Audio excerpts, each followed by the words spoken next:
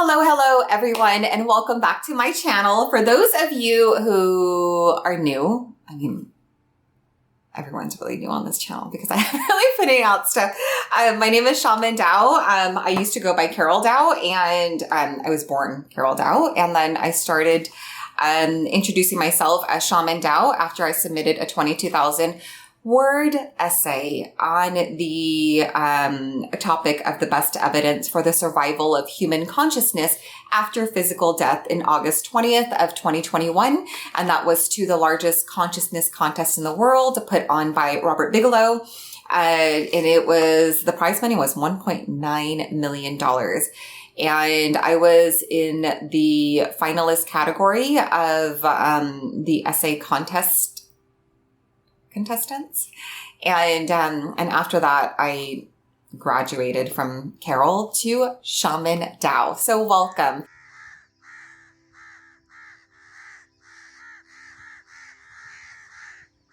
And this is the reading of Holy Sage for the Soul. It is a book that I wrote so many years ago. I started writing in 2016 and I published it in 2019 as I was in the country of Kosovo in Eastern Europe. And I didn't do much with it. I've had a couple.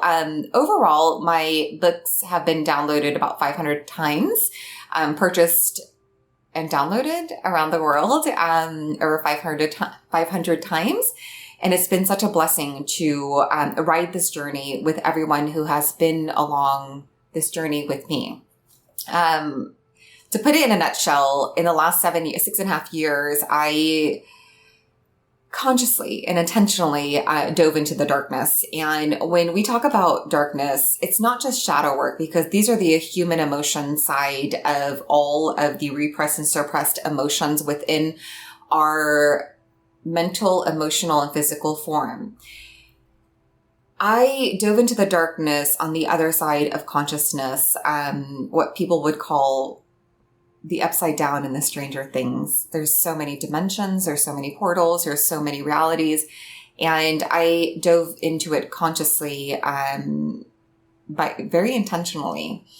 And during that process, as I maneuvered in the darkness, in the upside down, I came across people in the darkness who needed my assistance, and I took them on as clients and led them out of this dark ass cave. And as they left that cave, I dove right back in. Anyways, the reason I'm telling you this is because now I am leaving the cave. I haven't left the cave, because the darkness is dispersing from said cave into every aspect of our realities. And I know how to maneuver within the darkness. And I had to really, really depend on my light, not only for me to walk my path, but to show others in complete darkness how to get to the light. So the year is 2022 today, and I am just barely beginning my journey back into this reality, this human existence. I'm building my business after 7 years of absolute research and case studies and stories and experience and travels. I am now literally just beginning again. It's a really great story. I really enjoy it. So I'm going to read Chapter 1 and Chapter 2 of Holy Sage for the Soul. I've decided to take my ebook and Holy Sage for the Soul and meld it together, marry it together.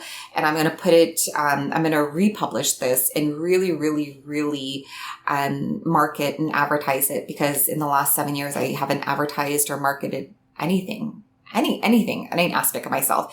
For me personally, to learn how to maneuver within the darkness was my goal. Right? To become the clearest channel and the brightest channel I could be in complete darkness. Because my spirit teams forewarned and told me, and I knew that 2020, actually the end of 2019, was going to be the beginning of the end for this round for everyone. And so I haven't really, I'm thriving. I'll say this right now. I'll say it very strong and securely. I am thriving emotionally, mentally, financially, physically. My family, my soul tribe, we're all thriving. And many people are living day to day and surviving now. So my wish is to show you that there is a way and out of the darkness, out of your own darkness as the darkness impedes in totality. There is a way out of your darkness as the darkness outside of us impedes in totality. So, let us begin. Chapter 1. Kate and Jacob. Kate. I remember standing in front of my little brother and shielding him from them, she said. Who was them? I asked. The babysitters. They were beating us, and I had to protect him. How old were you at that time, Kate? 4, she replied as her hands going up to her face. Where were your parents during this time? They were always working, so we were left with the babysitters. They were our next door neighbors, and I remember they used to lock us in the bathroom whenever they felt like it. We would bang on the door and cry ourselves to sleep. I remember I would always hold my little brother in my arms and rock him back and forth until he stopped crying. Oh, my heart, I felt. You are so brave to do this for yourself. You should give yourself credit for coming here, I told her. Her eyes glistened and she half smiled. I listened to her continue. The moments of vulnerability weighed heavy on her soul. Her perfect and erect shoulders were now hunched over as she poured her heart out to me. Sitting in front of me was a woman who would usually show bravery and strength in the face of weakness, a woman who had to hold it together for her company and her family. A hard outer shell built layer after layer, year after year. I listened to her tell me about a childhood filled with anger and bruising, one that no child should ever experience. But they do. It's okay. This is a safe space, I reassured her. I watched one tear slide down her right cheek. She reached for a tissue before she was able to reach the box. I touched her hand and she looked up. Give yourself space and time to let it go. Let it all go, Kate. It's okay. There's no need to wipe them. Let them go. I told her and nodded. She sat back in the long gray, tufted couch reserved for clients and cried. I nodded again to reassure her and waited until she was fully ready to embrace this moment, a moment she had been waiting for. I got up to sit next to her and placed my hand on her upper back to let her know that I was there for her, to hand her a tissue after enough tears were liberated. Sliding back into my own navy blue chair lined with brushed silver studs, all I wanted to do was hug her and tell her everything was going to be all right. I wanted to hug her as though she was a good girlfriend of mine. I'm a hugger to a fault. Instead, I ran my fingers back and forth on the studs. It was something I did to prevent me from crossing any professional boundaries. In those moments, all I can do is wait for them to let it all out. All the emotions they've been stuffing and suppressing inside of their soul, I would sit and wait for them to get as much out as they could so I could finally start doing what I have learned throughout each one of my spirit releasement sessions. In the beginning, I used to wonder how my clients found me because I had yet to advertise my services. In Kate's case, from the moment she walked in my office, I knew. Even before she sat down, I could see through my third eye the spirits jumping from one part of her body to another part of her body. They were scattered in chaos. Some were even jumping ship and releasing from her, for they knew what was to come. They attached to Kate because of her moments of weakness and vulnerability. She chose me because I'm the releaser. You know, I'm going to tell you this. This is like the first time I'm reading back my book since 2019.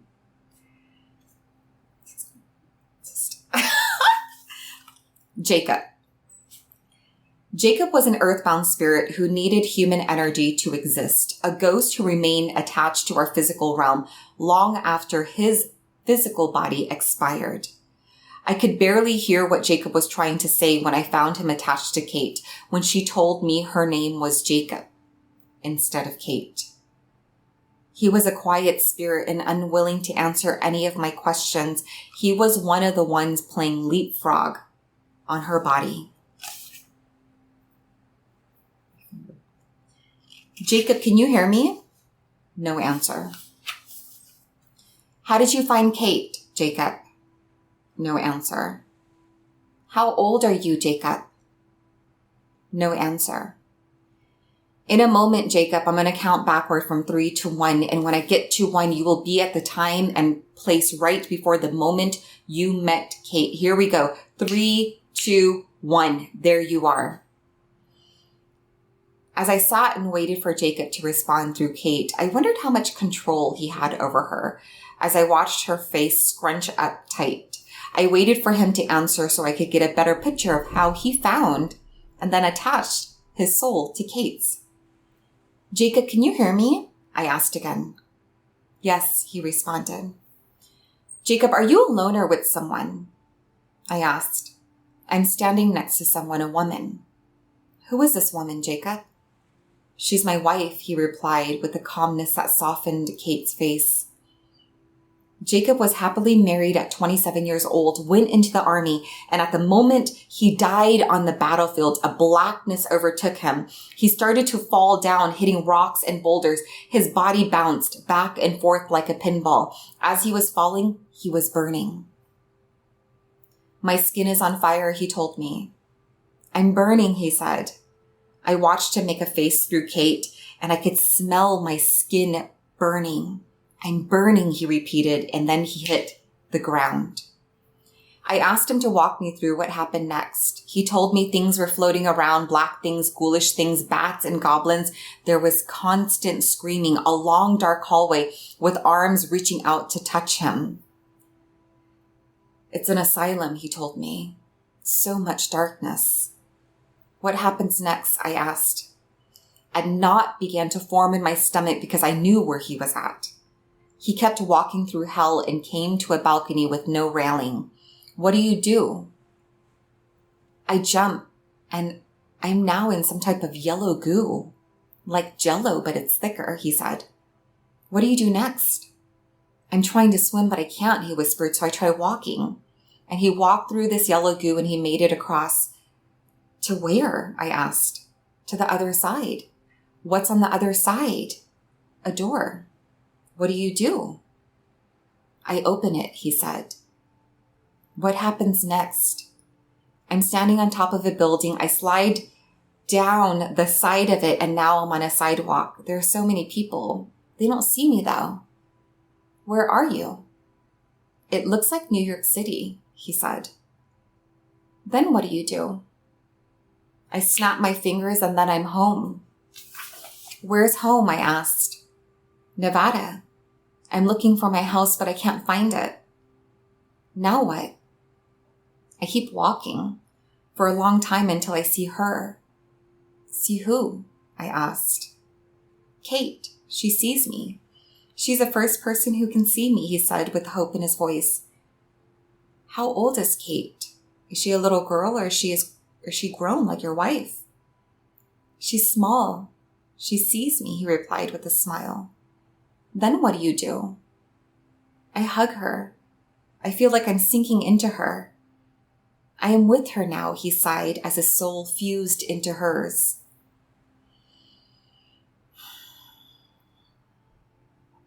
And now, Jacob, I am sending you home where you belong, I said as I raised up my arm in a circular motion and opened up the light for him to release from her. Jacob, I want you to look up. Do you see anyone in the light waiting for you? I asked him. And just like before, Kate's face softened and Jacob responded, Allie. Who's Allie? I asked, even though I already knew the answer. She's my wife. Any last words to Kate before you leave, Jacob? I'm sorry if I ever hurt you. I'm sorry if I ever made you angry or sad. Goodbye, Kate. I watched Jacob's soul release from Kate and float up to be in the light with Allie. I felt my own tear slide down my cheek as the happiness of Allie and Jacob's union filled my soul with overwhelming joy. He was finally home where he belonged, and Kate was finally free of something which she had always felt held her back, always made her feel so unsure of herself. He was heavy, so heavy, Kate said, after she opened her eyes after the session. I know he was, but now he's gone, and you're good now, I told her. Actually, you're better than good. I placed my hand on top of her right hand and smiled.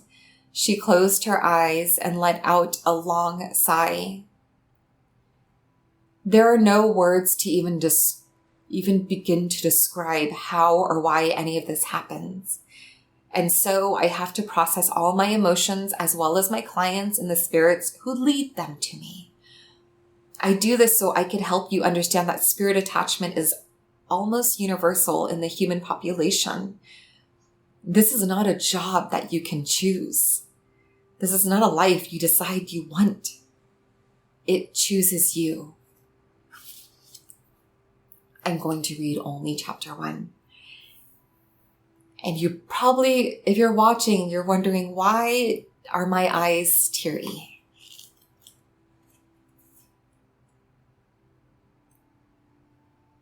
A big part of what I do and how I do it fulfills my soul.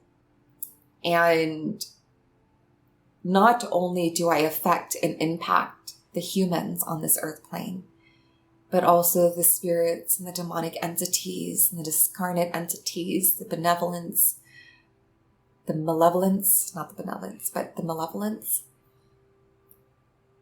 And I just got off a client call, probably about 30 minutes ago, from a very, very, very just amazing, beautiful South African young woman who's been following me for years.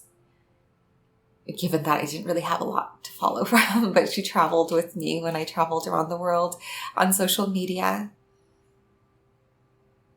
And she's the catalyst for change in her family, who's had lineages of dark and black magic, just energetic manipulation. And it's filled with curses and cords and spells and oppression from her own ancestors. Not all ancestors support you. And I told her to make a choice. She understood that if she decided to go and move forward with sessions with me, she would have to carry on the mission of being that catalyst for change, for generational change. It's a lot. It's a lot. And so this young woman's eyes became a puppy's eyes in front of me. And she was so scared.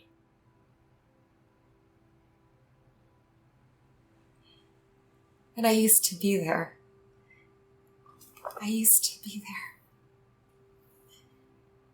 And so it's always interesting to revisit these times of fear as the catalyst for change for your family. It's difficult. It's very difficult. It's lonely. But I'm here to tell you, if I can do it, you can too. I know the way. I've been where you've been. And I can only share this now because, like I said earlier, it's not like I'm out of the cave. The cave is out and about. I just know how to maneuver in the darkness as the light. So, If you're watching this and you feel alone, and you know deep down inside that you are the catalyst for your family and for generational change, within the fear and the darkness is your freedom. That's it. And as I told my client, I said, if you feel and know that this is all a game, and we are living in a holographic just illusion, me and you, we're players. Each of our games are different. Level 1, level 2, level 10, level 100. All you have to do is make a choice to level up. You can stay on the same level as you have been. Or you can make a choice that you are going to make it through the next level, the next 3 levels to get to the end result. This is the end result. To go to next level, you have to do it in chunks and you have to do it in parts. Because if you try to look all the way out there, it's very overwhelming. You can only focus on what's at hand today. Put your head down and get to work. Get to work. Make the choice and find someone who maneuvers very well in the darkness. I love you. Until next time. God, we went through a whole thing of emotions. Oh, I hope this worked. I hope this worked.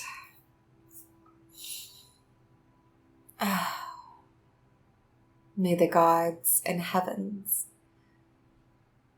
and all the light shine above, below, within, and around you.